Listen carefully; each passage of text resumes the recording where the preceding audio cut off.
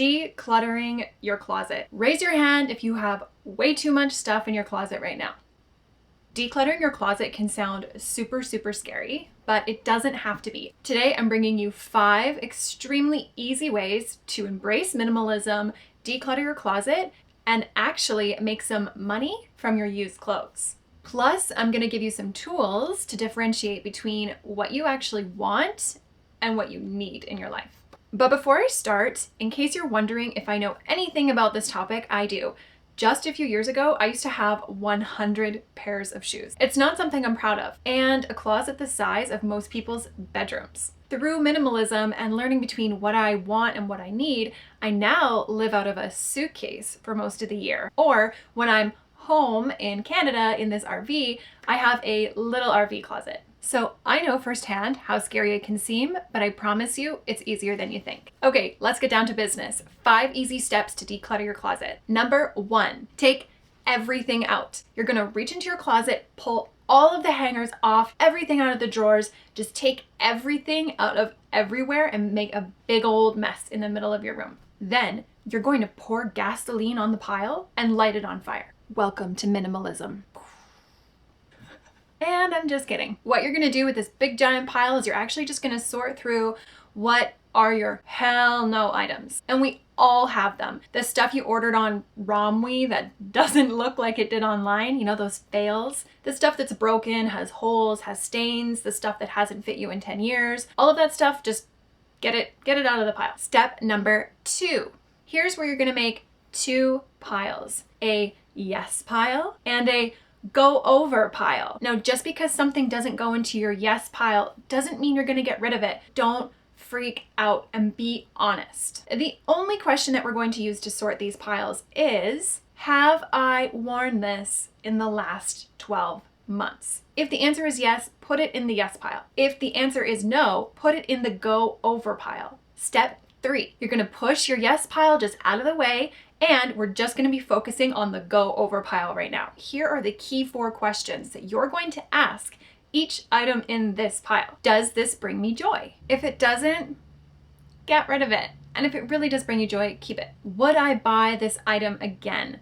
This is a great question to determine if this was an impulse buy or not. If you had money in the bank and you were at the mall again, would you buy the same thing again? If the answer is no, it probably means it was a mistake purchase. Could I borrow or rent a similar item if just in case ever actually happened? A lot of us hold on to dresses and specialty items because we always say, well, just in case I need it. Well, in case doesn't really ever happen. And if it did, there are sites and friends that we could rent or borrow these items from. So if you could rent or borrow it, get rid of it. This is my favorite. Would I rather have this item or the money that I could have for this item instead?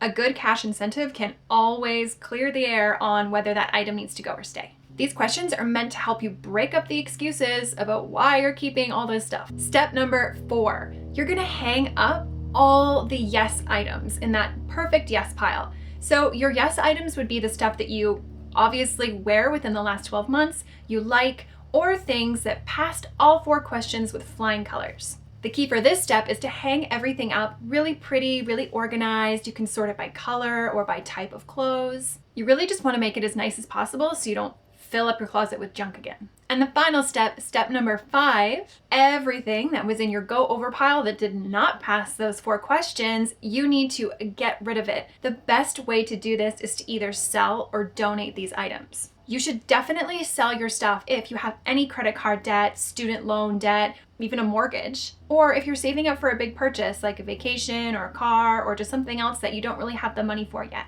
You can go into a local consignment shop in your city, hand over the clothes, and they'll sell them for you. But to make the most money off of your stuff, you're probably gonna wanna sell it online.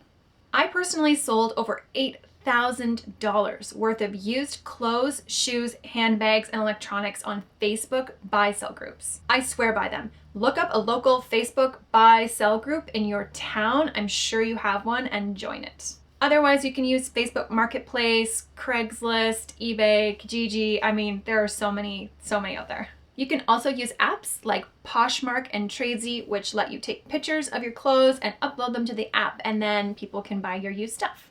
Or try the good old face-to-face. Why don't you invite some girlfriends over and you can have kind of like a used clothes, shoes, handbag garage sale with your friends, and they get some awesome used clothes, you get some money. I also suggest that you can donate your shoes and your clothes to a local shelter or give them to somebody in need. But let me be real with you. Putting that stuff back into the depths of your closet, never ever to be worn again, is actually super selfish.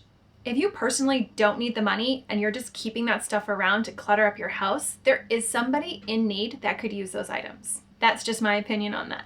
With these 5 steps, I promise you that you will be enjoying the extra space in your closet and the money in your pocket. I actually wrote a blog that goes into more detail on all of the steps, and you can find it down below this video. Also, did you find this useful? If so, please share it around so other people can learn about minimalism and how to declutter their overstuffed closets. Decluttering your closet, woo!